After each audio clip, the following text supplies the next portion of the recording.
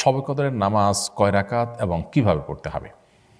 দেখুন, লাইলাতুল কদর যেটাকে আমরা শবে কদর বলছি, এই কদরের নামাজ আমরা দুই রাকাত করে পড়বো। অর্থাৎ কদর রাতে আমরা যে ইবাদতবন্দি করবো এর ভিতরে প্রধান ইবাদত তো নামাজ, তো সেই নামাজটা দুই রাকাত করে পড়বো। হতে পারে সেটা যে কোনো ছোটো ছোটো সূরা দিয়ে কিংবা বড় কোনো সূরা দিয়ে। আপনার যদি বড় সূরা মুখস্থ থাকে তো বড় সূরা দিয়ে করলেন, ছোটো সূরা দিয়ে মুখস্থ হলে একটা সূরা কয়েকবার করে পড়লেন। তবে লক্ষ্য রাখতে হবে এই নামাজগুলো যেন অনেক লম্বা সময় ধরে হয়, ধীরস্থিরতার সাথে হয়। রুকু হবে অনেক দীর্ঘ, রুকু থেকে সুন্দর করে সোজা হয়ে উঠে টান হয়ে দাঁড়িয়ে অপেক্ষা করবেন একটু, এরপর আস্তে আস্তে আপনি সেজদা যাবেন। সেজদায় যত বেশি সময় ব্যয় করতে পারেন তত ভালো।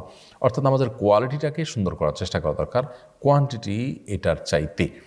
আমরা অনেকে এই জাতীয় সময়গুলোতে লাইলাতুল কদরে বা এই জাতীয় শবে বরাতে দেখা যায় যে আমরা হিউজ পরিমাণ নামাজ পড়ি, অথচ হুলস্থুল করে তাড়াহুড়ো করে। তো এটার কোনো গুরুত্ব নেই, বরং গুরুত্ব হলো সুন্দরভাবে সালাত আদায় করা। সো লাইলাতুল কদরের নামাজের নিয়ম হলো দুই রাকাত করে পড়বেন। সলাতুল লাইলি ওয়ান নাহারি মাসনা মাসনা, নবী সাল্লাল্লাহু আলাইহি ওয়াসাল্লাম বলেছেন রাত এবং দিনের নামাজ দুই রাকাত করে পড়বেন। এই দুই রাকাত নামাজ যত সময় নিয়ে পড়তে পারেন ততই ভালো। 4 রাকাত পড়তে পারেন, 6 রাকাত পড়তে পারেন, 8 রাকাত পড়তে পারেন, যত রাকাত সংখ্যক আপনি পড়বেন, কিন্তু কোয়ালিটি যেন সে ঠিক থাকে, আস্তে আস্তে যেন পড়েন, সেটাই খেয়াল রাখবেন।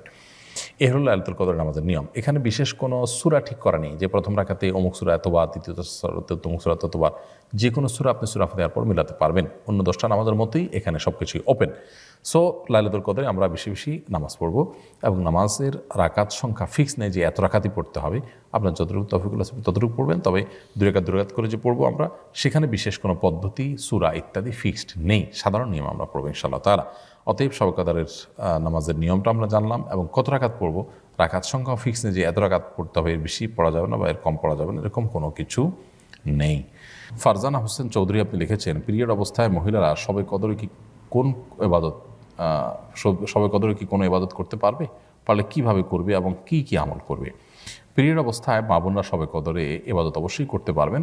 তাদের জন্য যেহেতু নামাজ নিষিদ্ধ, রোজা নিষিদ্ধ, এছাড়া কোরআন কারীমের তেলাওয়াত স্পর্শ নিষিদ্ধ, এছাড়া বাকি যত ইবাদত আছে সেগুলো তারা করতে পারবেন। সেটা হতে পারে জিকির আজকার, সেটা হতে পারে দোয়া দুরূদ, সেটা হতে পারে আপনার আল্লাহ তাআলার কাছে কায়মের বাক্যে দোয়া করা, প্রার্থনা করা, ইসলামী বই পুস্তক পড়া, সৎ কাজের আদেশ দেওয়া, অসৎ কাজের বাধা প্রদান করা, এরকম আরও যত রকমের ভালো কাজ হতে পারে, দান সাদাকা করা, সেই কাজগুলো তারা করতে পারবেন। কোরআন কারীমের তেলাওয়াত শ্রবণ করা, শোনা, দ্বীনি কোনো কথাবার্তা শোনা, আল্লাহ তাআলার কাছে বিশেষ করে সবচেয়ে বড় গুরুত্বপূর্ণ বিষয় হলো দোয়া করা। শবে কদরে যে দোয়া আছে, আল্লাহুম্মা ইন্নাকা আফুউন তুহিব্বুল আফওয়া ফাআফু আন্নী, এছাড়া আরও যত দোয়া আছে লাইলাতুল কদরে, এগুলো কিন্তু আল্লাহ তাআলার কাছে নিবেদন করতে পারেন। তাসবিহ তাহলিল করতে পারেন, সুবহানাল্লাহ, আলহামদুলিল্লাহ, সুবহানাল্লাহ ওয়া বিহামদিহি, সুবহানাল্লাহিল আযীম, আল্লাহু আকবার, যত রকমের তাসবিহ আছে এই সবগুলো পিরিয়ড অবস্থায় শবে কদরে মা বোনরা নিবেদন করতে পারেন। তাতে শবে কদরের যে ফজিলত এবং মর্যাদা, মাহাত্ম্য, সেটা তারাও লাভ করার সুযোগ থাকছে তাদের জন্য। আব্দুল আহাদ আপনি লিখেছেন, বিতরের সালাত জামাতে পড়বো নাকি তাহাজ্জুদের সালাতের সাথে পড়বো, কোনটা উত্তম? রমজান মাসে বিতরের সালাত জামাতের সাথে পড়াই উত্তম। বিতরের সালাত জামাতের সাথে পড়ে ফেললে ভোর রাতে আপনি চাইলে আবার তাহাজ্জুদও পড়তে পারবেন না তা না। তবে সাধারণ অবস্থাতেই নবী সাল্লাল্লাহু আলাইহি ওয়াসাল্লামের নির্দেশনা হলো যে আলু আখিরা সালাতিকুম বিল্লাইল, ভিতরে তোমাদের রাতের শেষ নামাজ যেন ভিতির হয়। তো এই রাতের শেষ নামাজটা যেন ভিতির হয়, এটা সাধারণ বিধায় সবসময় এটা চেষ্টা করা উচিত। কিন্তু রমজান মাসে যেহেতু সুন্নাহ হলো, সাহাবা ইকরাম এবং খোলাফায়ে রাশিদিন সুন্নাহ হলো তারাবির সাথে ভিতির পড়া, অতএব আমরা সেটাই করব। এরপরে ভোর রাতে কেউ তাহাজ্জুদ পড়তে চাইলে সেটাও পড়া যাবে, সেটা অপশনের কারণে, অর্থাৎ এটি মূল বিধান নয়। তবে যেহেতু রমজান মাসে আমরা তারাবি পড়ার পর, ভিতির পড়ার পর আবার সুযোগ থাকছে ভোর রাতে তাহাজ্জুদ পড়া, সেটা আমরা চাইলে করতে পারি। আরিফুর রহমান লিখেছেন, 27 রমজানে কি বিশেষ কোনো ফজিলত আছে? 27 রমাদানকে আমাদের দেশে মানুষ শবে কদর বলে, সেজন্য এটাকে এত গুরুত্বের সাথে আমাদের দেশে উদযাপন করা হয়। যদিও নবী করিম সাল্লাল্লাহু আলাইহি ওয়াসাল্লাম লাইলাতুল কদর সম্পর্কে, শবে কদর সম্পর্কে বলেছেন, তাহারু লাইলাতুল কদর ফিল বিত্রি মিনাল আশরিল আওয়াখির মিন রমাদান, রমজানের শেষ দশকের বেজোড় রাতগুলোতে বিশেষভাবে তোমরা লাইলাতুল কদর তালাশ করো। তো তিনি নির্দিষ্ট কোনো রাতের কথা বলে দেননি। সো 27 তারিখকেই একমাত্র হলফ করে লাইলাতুল কদর বলাটা এটা আমাদের ভুল। তবে এটা ঠিক, এটা সম্ভাব্য, জোরালো সম্ভাব্য একটা লাইলাতুল কদরের রাত। কারণ হলো নবী সাল্লাল্লাহু আলাইহি ওয়াসাল্লাম রমজানের শেষ দশকের প্রত্যেকটা রাতে ইবাদতবন্দি করার পাশাপাশি বেজোড় রাতগুলোতে বিশেষ ইবাদতবন্দি করতেন। আর 27তম রজনীকে লাইলাতুল কদর হওয়ার সম্ভাবনা বিভিন্ন বর্ণার আলোকে বোঝানো হয়েছে। এই কারণে শুধু লাইলাতুল কদর 27তম রজনীকে লাইলাতুল কদর বা শবে কদর না বলে আমরা সম্ভাব্য এবং জোরালো সম্ভাব্য শবে কদরের রাত বা শবে কদর হিসাবে বলতে পারি আপনার 27তম রজনীকে। এমনি রাসেল রানা আপনি লিখেছেন, ইমাম পেছনে নামাজ আদায়ের সময় ইমাম যে তাকবীর দিবেন মুক্তাদিদেরও কি সেই তাকবীরগুলো দিতে হবে? ইমাম পেছনে তাকবীর সালাত আদায় করার সময় ইমামের পাশাপাশি আপনিও তাকবীর দিবেন, এটা সাধারণ উঠা বসা তাকবীরগুলো এটা সুন্নাহ, যদিও প্রথমটা একেবারে ফরজ। অতএব ইমামের পিছনে আপনাকে তাকবীর দিতে হবে। আমিনা পাটোয়ারি আপনি লিখেছেন, অনেক সময় ফজর আজানের আগেই নামাজ পড়ে ফেলি ঘুমের জন্য, এটি কি নামাজ হবে? বোন আমিনা, ফজরের ওয়াক্ত হওয়ার আগেই যদি আপনি নামাজ পড়ে ফেলেন তাহলে নামাজ হবে না। আজান যদি ওয়াক্ত হওয়ার পরে মুয়াজ্জিন সাহেবরা দেয়, আপনি শিওর হলেন যে হ্যাঁ এতটা এত মিনিটে ওয়াক্ত হয়, আপনি তারপরে নামাজ পড়লেন, তাহলে নামাজ হয়ে যাবে।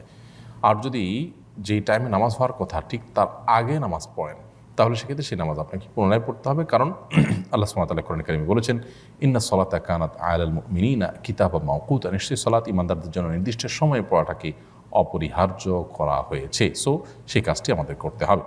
এমডি এমন হুসাইন আপনি লিখেছেন, কিভাবে আল্লাহর পথে ফিরে আসতে পারি এবং আল্লাহর পথে নিজেকে ধরে রাখতে পারি? দেখুন, আল্লাহর দিকে ফিরে আসার জন্য দরকার হলো ঐকান্তিক প্রচেষ্টা, সিরিয়াসনেস, দিলের গভীর থেকে মানুষের সদিচ্ছা।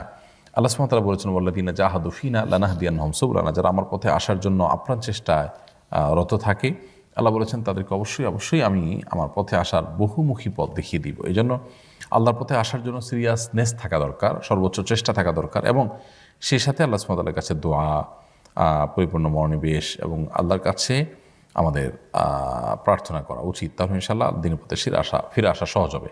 সেই সাথে দিনের পথে টিকে থাকার জন্য আমাদের প্রয়োজন হলো দিনদার মানুষদের একটা ভালো সার্কেল, একটা ভালো পরিবেশ, একটা ভালো বন্ডিং এবং সোসাইটি। এটা যদি আমরা মেনটেন করতে পারি তাহলে দিনের উপর টিকে থাকার তুলনামূলক সহজ হয়। সেই সাথে আল্লাহ তাআলার কাছে আমরা দোয়া করবো, আল্লাহুম্মা ইয়া মুকাল্লিবাল কুলুব, হে অন্তর পরিবর্তনকারী, সাব্বিত কলবি আলা দীনিকা ওয়া তাআতিকা, আপনার দ্বীনের উপর, আপনার আনুগত্যের উপর আমার অন্তরকে আপনি স্থির করে দিন, টিকিয়ে দিন, আমি যেন এটার উপর টিকে থাকতে পারি। সেজন্য আল্লাহ তার কাছে দোয়া করব। কোরআনের একটা আয়াত আছে, আমরা সেটা দোয়া করতে পারি, রব্বানা লা তুযিগ কুলুবানা বা'দা ইয হাদাইতানা ওয়া হাব লানা মিন লাদুনকা রাহমা ইন্নাকা আনতাল ওয়াহ্হাব। এই দোয়াগুলো আল্লাহ সুবহানাহু ওয়া তাআলার কাছে আমরা নিবেদন করতে থাকবো ইনশাআল্লাহ, দিনের উপর টিকে থাকার প্রয়োজনে। আল্লাহ আমাদেরকে তৌফিক দান করুন। এরপরে প্রশ্ন হলো, রমজানের শেষ দশকের গুরুত্বপূর্ণ দিনগুলো অতিবাহিত হচ্ছে, এই দিনগুলোতে আমাদের কী করা উচিত? রমজানের শেষ দশকের 5টি দিন অতিবাহিত হচ্ছে, আর সামান্য কয়েকটা দিন বাকি আছে। প্রিয় নবী সাল্লাল্লাহু আলাইহি ওয়াসাল্লাম রমজানের শেষের দিকে সেই ইবাদত বন্দেগীর পরিমাণ আরও বাড়িয়ে দিতেন। বিশেষ করে রমজানের শেষ দশকের প্রত্যেকটা দিন এবং প্রত্যেকটা রাত তার কাছে খুবই গুরুত্বপূর্ণ ছিল। কানা ইয়াজতাহিদু ফীহি মা লা ইয়াজতাহিদু ফী গায়রি, তিনি এই দশকে ইবাদত বন্দেগীর জন্য যত বেশি চেষ্টা এবং সাধনা করতেন, অন্য কোনো সময় ইবাদত বন্দেগীর জন্য এত সাধনা, এত চেষ্টা, এত পরিশ্রম তিনি করতেন না। এই জন্য একজন ইমানদার হিসাবে রমজানের শেষ দশকের অবশিষ্ট দিনগুলোতে আমাদের ইবাদত বন্দেগীতে অনেক বেশি নিমগ্ন থাকা উচিত।